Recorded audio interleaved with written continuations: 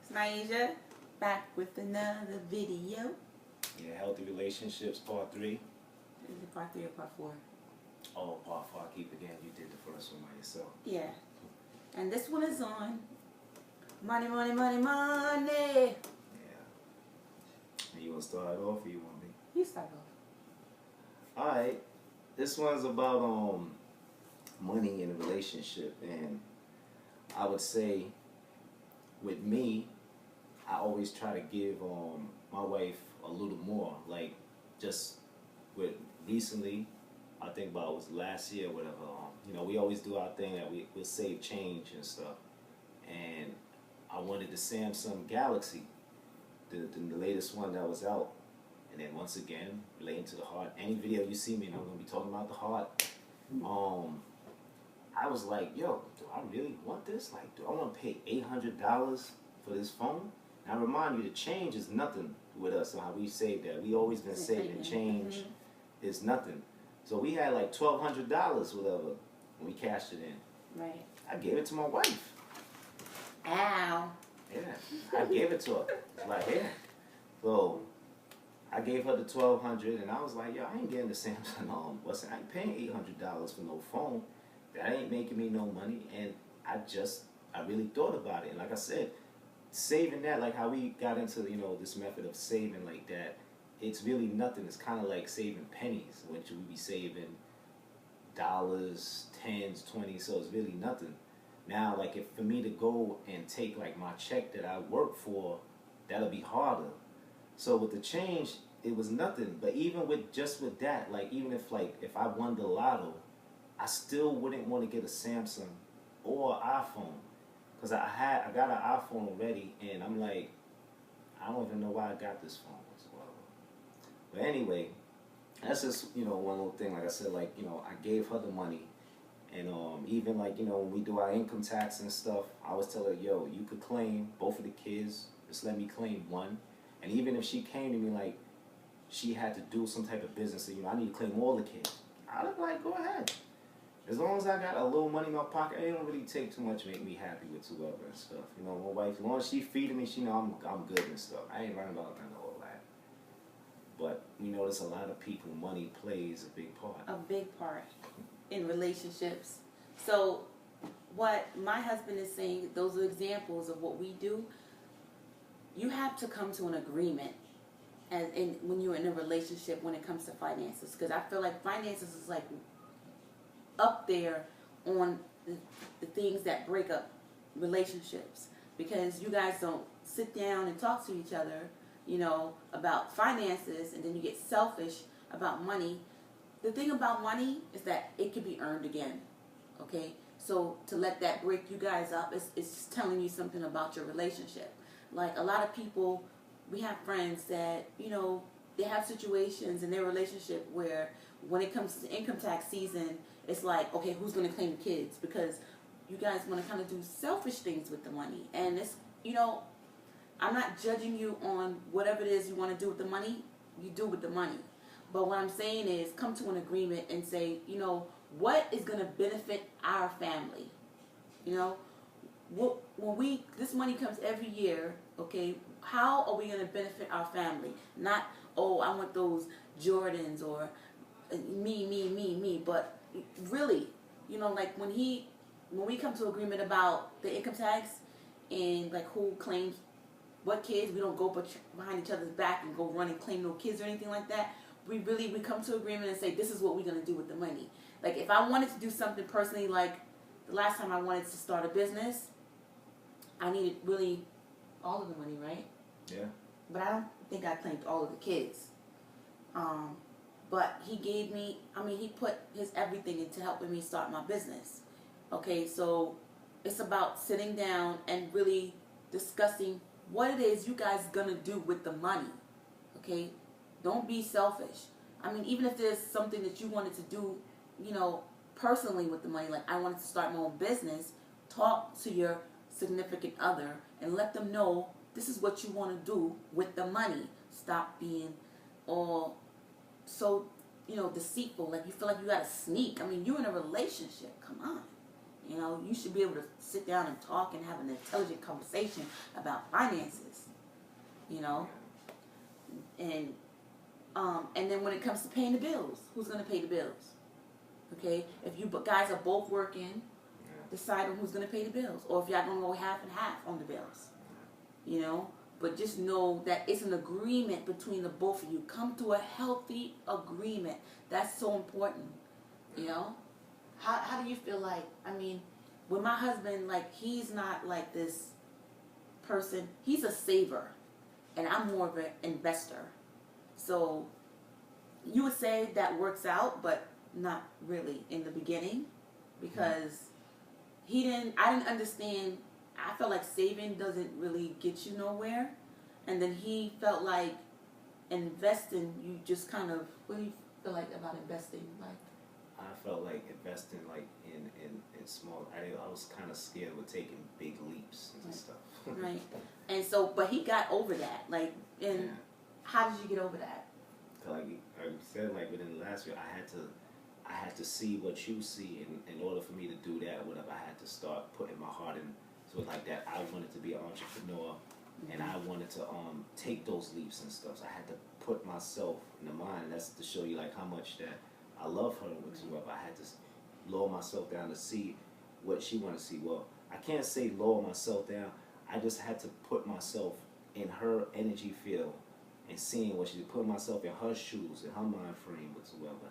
And now that I did that, it's good, and I agree with her with a lot of the stuff whatsoever. Like, you have to take chances. The only thing with me, like, we came to agreement on, I was like, we're gonna take chances, but it's gonna be at, you know, a certain level because we got children. Right. If we didn't have no children, I'd be like, let's go all out with her, because, you know, you have to do that. You have to take leaps sometimes with her. You have to take risks. And how I learned more to save, because I used to go out and just kind of shop, not really pay attention to like what I'm saving, how much money I'm dishing out or anything like that, because I've always had him to fall back on. But that's selfish, you know. You don't want to do that. So I had to put myself in his shoes too, because, you know, he's a man and he's conditioned to take care of his family and save and work, and that's something that was conditioned in him, and I have to put myself in his shoes too, so I could understand, like, you know, you need to save. That's important in the aspect of investing as well. So they both go together, you know. So that's why you sit down and have a healthy conversation about investing, saving, money. Where's the money going to go to? And know that it's some money is earned. It's not yours per se. It's some energy. Okay. So if you guys work together as a partnership, and understand that a relationship too is a business, you can start making better decisions about your business as a family, you know, instead of thinking as yourself as one entity. When you get into a relationship, you become you become two entities, like a corporation instead of a small business. Okay, so you now become a big business. So now when you become a big business, you have to think with two heads instead of one. Yeah.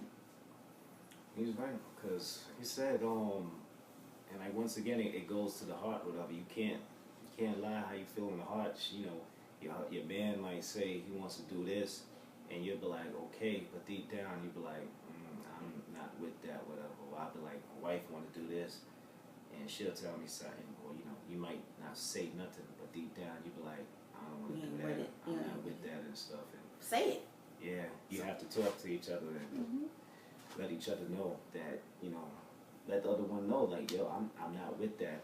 And then that's when you come to the agreement that y'all both come to the agreement, you know, your minds meet, and you can be like, all right, we could do this. And y'all both feel happy. Right. Y'all could walk off, and that's behind you. Right. Because when you don't say your part, even though if you don't agree, like say, well, you know, I don't really agree with that because I don't feel this or whatever. But, okay, now that we know, or I know, you know, you don't agree, okay, how can we come to a healthy agreement? Not how can I convince the other person my way, but how can we come to a healthy agreement financially on the particular thing we're discussing, right? So we start thinking of solutions, which both people can be happy about, instead of just you trying to convince me, me trying to convince you. It's not really about that. It's about, okay, what is the best solution for the problem at hand? And don't leave each other without coming up with solutions, unless you guys are going to research and come back together, have a meeting of the minds, and say, look, I found this, maybe you can do this with the money or whatever. Instead of that, it's similar, but there's something that I can deal with. You know, I couldn't really deal with that, but how about this? So come back with a solution to that money management problem. Don't just say no, or don't just try to convince the other person, because that's when you're just going to be bumping heads, and bop. You know? So that's definitely, please, you know, don't be mad at each other over finances, money. Those something that can be earned. Relationships is a stronger bond, and then that is something that, if broken, is just so hard to mend. But money comes, goes, comes, goes. Yeah, and definitely, like, if you want to clear up things quicker, what you do is you ask yourself in advance about, let's say, like, if your wife wanted to go on a trip or whatever, and it's the next 2 or 3 months, you be like, you kind of know, like, from right then and there, if you want to go. Mm-hmm. you'll be like, yo, I really want to go on that, and you're gonna start putting together a plans, save your money, do this and that. But you're gonna know, like, if you don't want to go, you're not gonna really move forward with it, and you might tell her, I want to go, whatever, but you know you really don't. Mm-hmm. So you need to tell, like, listen, I'm not really interested in that because there's other things going on and stuff. Right. So if you let her know in advance, which, like I said, because both of your heart is going to be beat. Yeah, both of your heart and your mind has to both connect, and it has to beat and think the same way when it comes to making an agreement on something, right, whatever it is. So you have to bring your minds and your heart. It's hard a lot of times, but at least if the mind, if you're thinking of it like, well, listen, I want to make her happy, and she's like, I want to make him happy, we're going to come to some sort of agreement with well. You can't be on some, I don't care how she feel, I don't care how he feel. Don't do that, because that stuff just builds up. Yeah. Builds up into, baggage. It happened with us, like, when we wanted to go, I wanted to go to Jamaica, and he really didn't want to go to Jamaica. I've never been out the country, and I wanted to go to Jamaica, and he had his reasons and stuff like that, and I was just like, inside I was kind of hurt, because I wanted him to go with me out of the country, because I've never been out of the country. He has, but before we met, he's been out of the country, and we just kept talking about it. Yeah. We just kept talking about it, and then big ups to Mook. Yeah, Mook, the one convinced me to get that passport. Love you and your family, and I just thank you, because he was like, he pushed my husband to go with your wife, Yeah. But it took a lot of talking. So sometimes it might take more than one talk, okay?